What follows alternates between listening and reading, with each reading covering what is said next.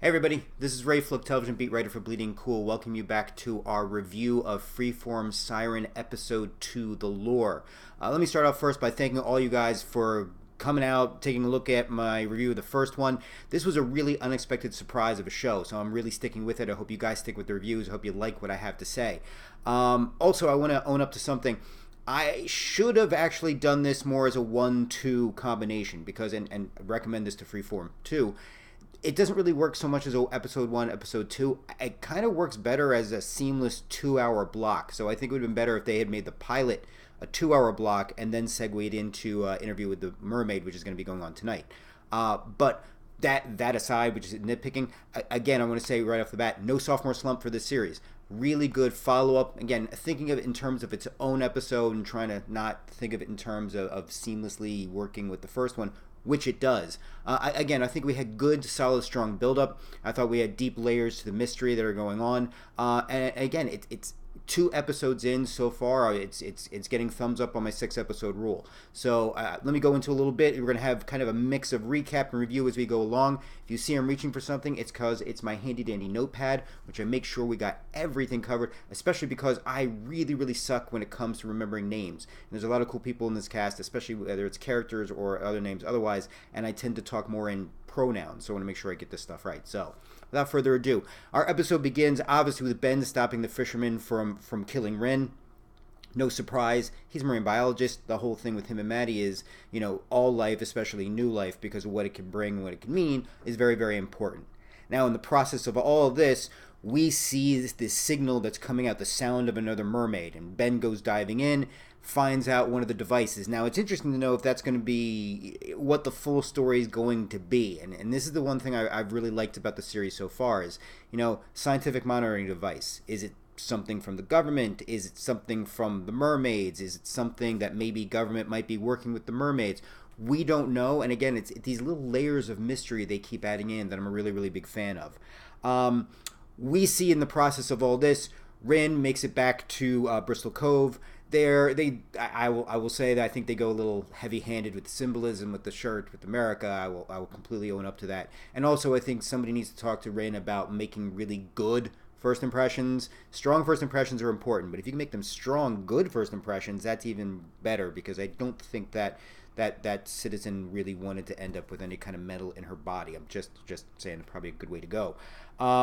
Rin and Helen, again, I like the Giles aspect, that Helen's playing this is kind of the town wise person and an expert, and it doesn't take long for Helen to realize that Rin is a mermaid, and the very good probability, knowing folklore and everything like that there is not just one, there is 2, and of course, perfect timing, we cue to the 2 in the military complex in typical ominous, dark government conspiracy manner, that they are going to be doing experimenting, testing, and everything else that the government cruelly usually does in these types of situations. See, aren't you guys glad I take these notes? I like also that we essentially have Ben showing Maddie the evidence, and again, it's not like a lot of other shows where it's just so much common sense gets dictated and they still are just kind of rolling their eyes going, yeah, but. I like the scientific aspect of it, but there's also the belief aspect of it, which I'm a really big fan of. And I think that differentiates this show from a lot of other shows. That the fact of like, okay, I'm going to be skeptical, but when you start giving me stuff, I'm going to start believing it. I don't need to have things just constantly hit over my head to believe it. I also am a big fan of the Ben Maddie dynamic too. I like where things are with them, and I know where people are going to naturally go with the series, and I'm not even going to attempt to fight against that. But again, I like the marine biologist dynamic that they're going with. We see Ben, who ends up confronting his father to find out about the whole Pownal town history and its connection with mermaids. And of course, Dad mentioned something about how, the founder may have had some issues with schizophrenia, and maybe that affected his dreams and his visions and who he was talking to. I think we all can pretty much assume at this point that's, while he may have had some issues, mermaids kind of exist. And again, considering what Ben's already experienced at this point, I don't think Ben's really going to be going for it too much. I think if anything, I think he just kind of deepened the bigger mystery about the family and its connections to the town's mermaid history and its folklore. So yeah, I don't know if that was meant to kind of push Ben off, but it was a really, really bad job. And going forward, obviously, that's just not a good enough answer. It's interesting that Ben and Maddie have a very, very, I think, important conversation. Is why after all this time are the mermaids starting to make their way now? Food source, I think, is a really important thing. You see, in terms of environment, whenever food sources are scarce or food sources change, how creatures change their migration. We see that with deer, we see that with bears, and a lot of other creatures. And I think we're seeing that with this. And they also bring up the fact of, what impact does Bristol Cove's industrial setup have in what's transpiring. So I think we have a good, very important environmental message. But I think it's also something that's much bigger and larger than that. In my mind, I keep predicting this idea of some agreement between the mermaids and the town people, and maybe this agreement's coming up due or something. I don't know. I'm investing a lot in this, which I think gives the show a lot of credit, because I like the lot of possibilities that it can go with. We see Helen with Maddie and with Ben, and Helen typical like, oh wow, this is the wrong time for you guys to be here. So yeah, take this and can you go exit that way? While obviously Rin is hidden at Helen's place. But of course, they bring the device goes off, and in no surprise whatsoever, it just starts causing excruciating pain to Rin. And Rin, thinking it's her sister, goes to the device and is heartbroken to realize that it's not. So pained and heartbroken. And meanwhile, we see a flash of her sister also dealing with the pain and with the agony of the device going off. And it's just...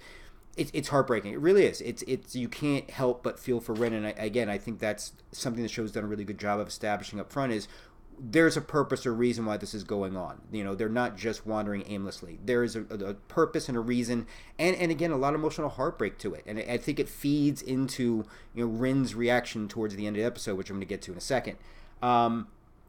Maddie, I love because I think she's Scully from the X-Files, maybe coming to the revelations 6 seasons earlier than Scully did is probably the best way to put it. And I love the way she talks about her folklore. And it's very interesting the way and I want to make sure I get the actress's name correct, Fola Evans-Akingbola, and if I'm mispronouncing it, I apologize. I never mean any disrespect by that.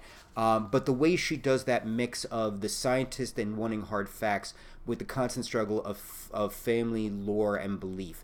And again, I think that's a very important thing moving forward, because she's in a position where she's looking for facts, but presented with things in front of her own eyes to observe that go against a lot of the most basic rules of biology she's learned and preached and preached to others and grown up with. So I think Maddie especially is a character that I really want to watch grow as this season goes along. We then have a scene between Ben and Xander, and I want to apologize greatly. I cannot believe I left off the Xander reference for the first episode and the pilot in the review with the Buffy. It was like there, and I missed it. So wholehearted apologies to both Siren fans, Buffy fans, and I'm hoping probably most likely a good crossover of the two. So I should have absolutely caught that. So there's a little conversation, a little owning up, some owning up to things that were stolen. Fists are thrown, typical bar situation, but everything gets settled in the end except for one thing. Rin, who in all of this, you gotta admit, she's kind of earned the right to be a little skeptical of all the things that she's seeing going on around her, because it's either people are just trying to not help her or seem to be hindering her. So her view on humanity isn't too strong at this point, and she's kind of earned that. Also, there's this thing with the whole ritualistic knife she has, and let's not forget, we also got bodies that are starting to appear all around the area, as we saw earlier and we see towards the end of the episode. So at the end of the lore, we're left with Rin's skeptical of her quote-unquote allies. We've got government stuff doing nasty, nasty government stuff, and we just know that we've got a building nasty confrontation that I know is going to culminate in some kind of water area filled with mermaids on the attack scene, more like a season finale. I could almost see it. I think all of us could see it at this point. So again, I just want to say, very strong episode. I would recommend watching it in a combination 1-2. I wish I had done that, but that's my fault. That's not a reflection on the show. Again, I would say, I think last week I gave it 7.5, so I would say I would give it a 7.5. Again, two-parter, really good, strong start. Really looking forward to tonight's episode, or if it's not tonight and you're watching another time, Thursday night's episode, which is a third episode interview with the Mermaid, which we're also going to have the review up tomorrow on Friday, try to get up within 24 hours. But thank you guys. A couple quick notes. Again, thank you for your support. Hope you guys are checking this out. Hope you love it. For those of you who've commented and messaged, I'm sorry you're going to have to put up with this for probably, I think, 2 more Siren reviews. But this weekend I'm going to get a little manscaping done to get this stuff cleaned up. I know I'm in Brooklyn hipster lumberjack mode, but my apologies. But we'll get this project underway. But my name is Ray Fluck, television beat writer for Bleeding Cool. Thank you for joining me for this review of Freeform's Siren, Episode 2, The Lore. Hope you guys enjoy Thursday night's episode, and make sure to check out all the wonderful pop culture coverage, including C2E2 coverage on bleedingcool.com. Thanks for joining me, folks.